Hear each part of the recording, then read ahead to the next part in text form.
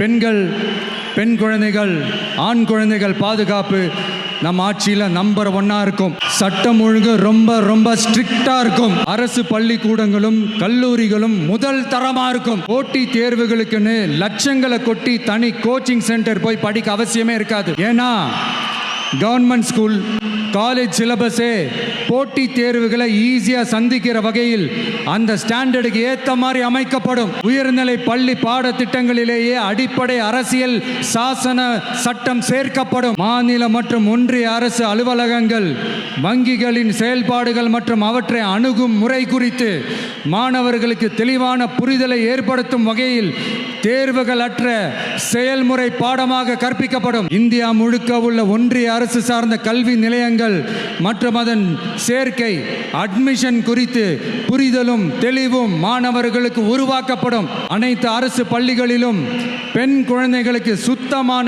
சுகாதாரமான மற்றும் தரமான கதவுகள் பொருத்தப்பட்ட ரெஸ்ட் ரூம்கள் அமைப்பது உறுதி செய்யப்படும். போதைப் பொருட்கள் இல்லாத தமிழகம் உருவாக்கப்படும். மாவட்ட கலெக்டர்கள் மற்றும் எஸ்பிக்களில் சரி பாதி பெண்களாக இருக்கும்படி செய்வோம். மலை கிராமங்களில் அரசு ஆரம்ப சுகாதார நிலையங்கள் பிரசவம் பார்க்கும் வசதியுடன் அமைக்கப்படும். பஸ் போக்குவரத்து இல்லாத கிராமங்கள் மற்றும் மலை கிராமங்களே இல்லை என்ற நிலை உருவாக்கப்படும். எனவே அமைப்பு சாரா தொழிலாளர்கள் அமைப்பு இருந்தாலும் ஆட்டோ, டாக்ஸி மற்றும் லாரி டிரைவர்களுக்கென அவர்களின் நலன்களுக்காகவும் குடும்ப நலன்களுக்காகவும் தனியாக நல வாரியம் அமைக்கப்படும். தென் தமிழகம் உட்பட தமிழகத்தின் தேவையான பகுதிகளில் தொழிற்சாலைகள் அமைக்கவும் தொழில் வளம் பெருக்கவும் தனி கவனம் செலுத்தப்படும். விவசாயிகள், மீனவர்கள் மற்றும் நெசவாளர்களின் கருத்துக்களை அறிந்து அவர்களுக்கான திட்டங்கள் காலத்தின் தேவைக்கேற்ப உருவாக்கப்படும்.